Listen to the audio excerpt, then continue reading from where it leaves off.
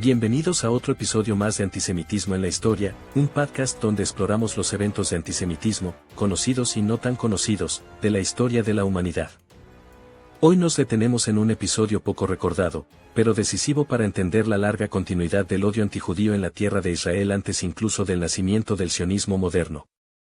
Nos referimos al pogromo de Saf de 1834, ocurrido en el marco de la rebelión campesina contra el dominio egipcio en Palestina. Un ataque brutal que dejó cientos de muertos, violaciones, saqueos y destrucción de toda una comunidad judía que hasta entonces era mayoritaria en la ciudad. Este acontecimiento, que más tarde se repetiría con otra ola de violencia en 1838, nos revela con claridad que el rechazo a los judíos no comenzó con el sionismo, sino que es anterior. Enraizado en una mentalidad social que no toleraba la emancipación ni la igualdad de los judíos. El historiador George Ben Susan, en su estudio sobre los pogromos de Palestina entre 1830 y 1948, sostiene que la clave para entender estas violencias no es política sino cultural y religiosa. Los judíos habían dejado de ocupar el lugar subordinado que les asignaba la tradición de la Dimma en el Islam, y esa ruptura fue intolerable. El pogromo de 1834, y el de 1838, son los primeros eslabones de un ciclo de violencia que continuará en 1920, 1921, 1929, 1936 y 1947, y que aún hoy resuena en el ataque del 7 de octubre de 2023. Para entender cómo se llegó al pogromo de 1834, debemos retroceder al contexto de Palestina bajo el Imperio Otomano en el siglo XIX. En ese tiempo, las comunidades judías principales residían en Jerusalén, Safed y Tiberíades. Safed, en particular, era un centro espiritual y cabalístico muy importante, con sinagogas, academias y una población que desde el siglo XVII había llegado a ser mayoritariamente judía. El orientalista Franciscus Quaresmius escribía ya en 1625 que Safed estaba habitada principalmente por hebreos, con sus sinagogas y escuelas. Durante el siglo XVIII y principios del XIX, llegaron nuevas oleadas de judíos askenazíes, de Rusia entre 1776 y 1781, y de Lituania entre 1809 y 1816. La ciudad se consolidó como un polo judío dentro del vilayet de Sidón, bajo dominio otomano. Sin embargo, la condición de los judíos bajo la autoridad otomana seguía marcada por el Estatuto de la Dimma. El viajero Abraham Yahari, en sus relatos del siglo XIX, describía Jerusalén como un lugar donde los judíos eran golpeados en las calles y no podían responder. Si un musulmán, fuera notable o persona común, agredía a un judío, éste debía adoptar una actitud de súplica. Retaliar con insultos podía costar más golpes. Los sefardíes estaban acostumbrados, decía Yahari, mientras que los askenazíes no. Este clima de humillación cotidiana reflejaba la normalización de la inferioridad judía en la sociedad islámica. En 1831, Mehmet Ali, virrey de Egipto, anexó Palestina, a la que llamaban entonces Siria del Sur. Delegó el gobierno en su hijo Ibrahim Bajá, que implantó una política de modernización. Estas reformas incluían abrir oportunidades para judíos y cristianos, imponer impuestos iguales para todos y abolir privilegios de las élites musulmanas locales. También introdujo nuevas cargas fiscales sobre las cosechas, en particular las de aceitunas, y estableció un servicio militar obligatorio que afectaba a la población campesina. Estas medidas enfurecieron a los notables musulmanes y al campesinado. El equilibrio tradicional, en el cual los no musulmanes pagaban impuestos especiales y estaban en situación subordinada, se veía amenazado. Judíos y cristianos eran favorecidos en comparación con el orden anterior. La percepción de que los judíos ya no aceptaban pasivamente su condición inferior fue un detonante del resentimiento. En este clima de tensión, un predicador local llamado Muhammad Amor se proclamó profeta y asusó a los campesinos a levantarse. En mayo de 1834 estalló una revuelta campesina en Nablus, Hebrón, Belén y Saf. Los rebeldes buscaban liberarse de los nuevos impuestos y del reclutamiento, pero dirigieron su violencia contra los no musulmanes, en especial contra los judíos. El 15 de junio de 1834 comenzó el pogromo de Saf. Durante 33 días, campesinos árabes y beduinos, junto con habitantes musulmanes armados de la propia ciudad e incluso algunos turcos, atacaron el barrio judío. Los judíos fueron masacrados, las mujeres violadas, las casas saqueadas. Se calcula que hubo más de 500 muertos. Rabbi Menahem Mendel de Kamenitz, en su crónica Korotaitim, dejó testimonio: el domingo 18 de Sivan, los saqueadores de las aldeas vecinas irrumpieron en Saf. Se unieron a ellos residentes de otros lugares.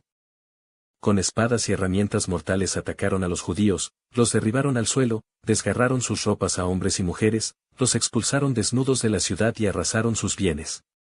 Nada quedó. Incluso desgarraron los rollos de la Torá, los talitot y los tefilín.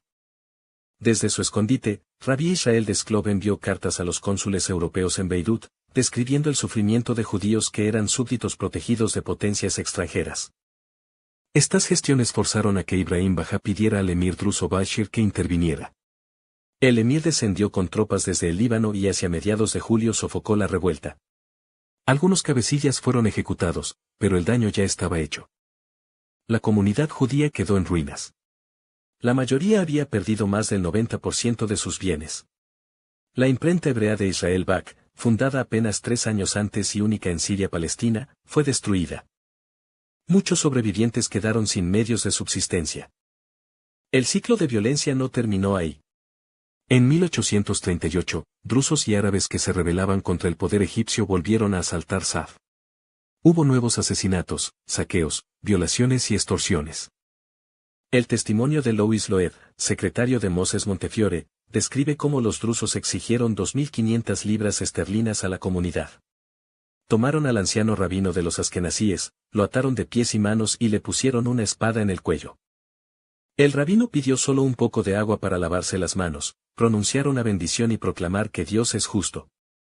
El clamor conmovió incluso a los atacantes, que finalmente accedieron a un acuerdo para dar tiempo a la comunidad de conseguir dinero prestado.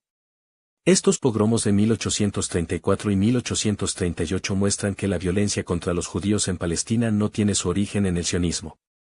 Más de medio siglo antes de Herzl, ya había ataques masivos contra comunidades judías, motivados por el rechazo a su emancipación y a su presencia como mayoría en ciudades como Saf.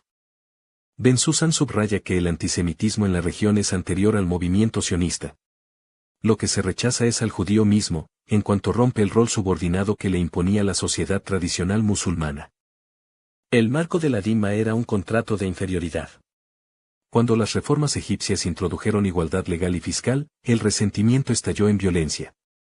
A lo largo del siglo XIX y principios del XX, esta lógica se repitió. En 1920 y 1921 hubo pogromos en Jerusalén y Jaffa. En 1929, el muftí de Jerusalén, Amin al-Husseini, movilizó a las masas en torno al muro occidental, presentando a los judíos como amenaza a los lugares santos del Islam. El 23 de agosto de 1929 comenzaron masacres en Jerusalén y, sobre todo, en Hebrón, donde 67 judíos fueron asesinados con extrema brutalidad. En Saf también hubo asesinatos en ese mismo año. Los informes británicos documentaron violaciones, mutilaciones y saqueos. Funcionarios franceses en la región confirmaron los crímenes. El periodista Albert Londres, presente en Jerusalén, escribió que el asesinato fue ejecutado con refinamiento de crueldad. Para los judíos del Yishuv, estos pogromos fueron una confirmación de que la vida en igualdad era imposible sin autodefensa organizada. En la Gran Revuelta Árabe de 1936 a 1939, la violencia se ensañó con civiles judíos. La Comisión Peel en 1937 propuso la partición, pero el rechazo árabe fue total. El Libro Blanco de 1939, que restringió la inmigración judía, fue percibido como una victoria política de quienes habían usado la violencia. Durante la Segunda Guerra Mundial, el muftí de Jerusalén colaboró abiertamente con los nazis desde Berlín, llamando por radio a matar judíos. Los nazis planearon con Walter Rauf la creación de unidades móviles de exterminio en Palestina y el norte de África, con apoyo local. En 1947, tras la partición votada por la ONU, estallaron pogromos en países árabes contra comunidades judías, en Bahrein, en Siria, en Adén, en Egipto. En Palestina, desde diciembre de 1947, comenzó la Batalla de las Rutas, con ataques sistemáticos a civiles judíos. La masacre de Kfar Etzion y el ataque al convoy médico de Adasá fueron parte de ese ciclo de violencia que acompañó el nacimiento del Estado de Israel. La tesis de Ben Susan es clara: desde Saf en 1834 hasta los ataques del siglo XX, lo que está en juego no es simplemente un conflicto nacional moderno, sino la intolerancia hacia el judío en igualdad. hacia la emancipación que rompe el viejo marco de la Dhimma. En Europa, decía, el judío fue visto como el hombre de más, en el mundo árabe islámico, el Estado judío es visto como el Estado de más. Esa misma lógica se repite en el ataque del 7 de octubre de 2023. Hamás invadió Israel, asesinó a más de 1.200 civiles, violó a mujeres, secuestró a cientos de personas. El ataque no fue contra objetivos militares, sino contra la mera existencia de judíos como pueblo soberano en su patria. Igual que en Safed en 1834, la violencia fue ritualizada y celebrada. Lo que se castigaba no era un acto político concreto, sino la presencia judía en condiciones de igualdad y soberanía.